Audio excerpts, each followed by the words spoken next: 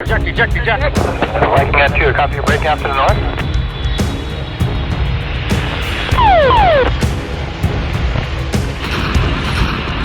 বিশ্বের সেরা যুদ্ধবিমানও শত্রুর আক্রমণ বা যান্ত্রিক ত্রুটির কারণে হঠাৎ বিকল হয়ে যেতে পারে। তবে একজন পাইলট বিমান ধ্বংস হওয়া থেকে রক্ষা করতে না পারলেও ইজেকশন সিটের সাহায্যে নিজের জীবন বাঁচাতে পারেন। বিমান ধ্বংস হয়ে যাচ্ছে বুঝতে পারলেই একজন পাইলটকে বিমান ছেড়ে বের হয়ে যেতে হয়। সিটের নিচে থাকে অত্যন্ত শক্তিশালী রকেটের মতো একটি বস্তু, আর সিটের পাশেই থাকে একটি লিভার। পাইলট বিমান থেকে ইজেক্ট করতে চাইলে সেই লিভারটিতে টান দেওয়ার মাত্র 0.2 সেকেন্ডের মধ্যে সিটের নিচ থেকে রকেটটি জ্বলে ওঠে। এই রকেটের শক্তির তোড়েই বাতাসে প্রায় 100 ফুটের মতো উড়ে যায় পাইলটের সিট। লিভার টানা থেকে প্যারাসুট খোলা পর্যন্ত সময় লাগে মাত্র 3 সেকেন্ড। প্যারাসুট খুলে গেলেই সিটটি স্বয়ংক্রিয়ভাবেই খুলে পড়ে যায়।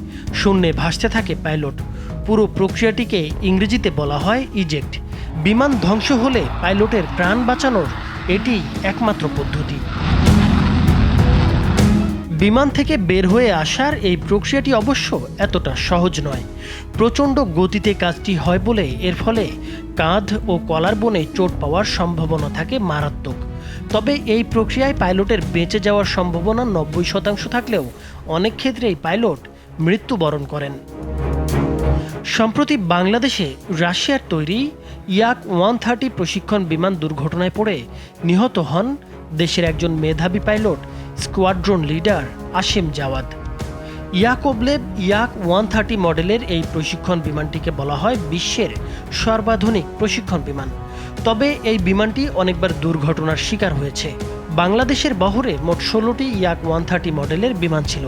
তবে এ পর্যন্ত 3 বার দুর্ঘটনায় পড়ে মোট 4টি ইয়াক-130 ধ্বংস হয়েছে। বিশ্বের অন্যান্য দেশেও এই মডেলের বিমান একাধিকবার দুর্ঘটনায় পড়েছে।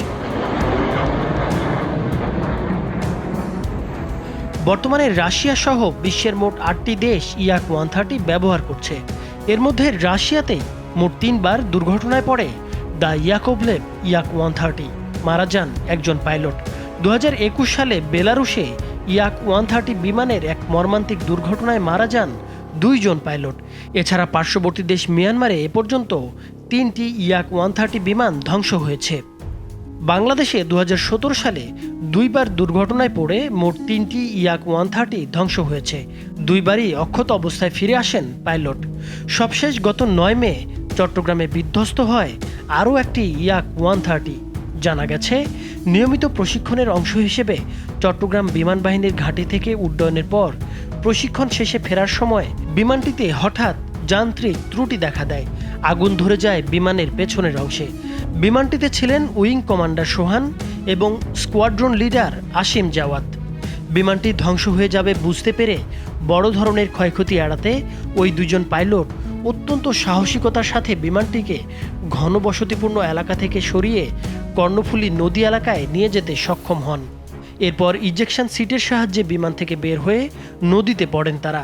এতে উইং কমান্ডার সোহান বেঁচে গেলেও প্রাণ হারান স্কোয়াড্রন লিডার আসিম জাওয়াদ।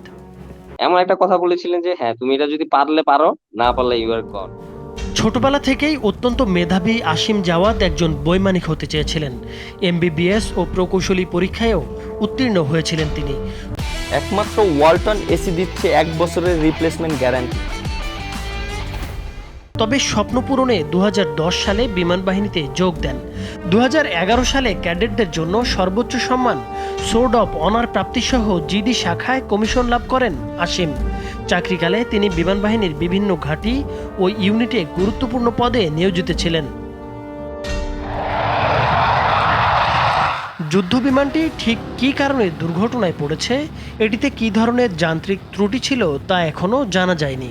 নৌবাহিনীর একাধিক ডুবুরি টিম এবং একাধিক অত্যাধুনিক প্রযুক্তি সম্পন্ন জাহাজ দিয়ে উদ্ধার অভিযান চালানোর পর বিমানটি উদ্ধার করা হয়েছে। নাইমুর হোসেন, মাছরাঙা টেলিভিশন।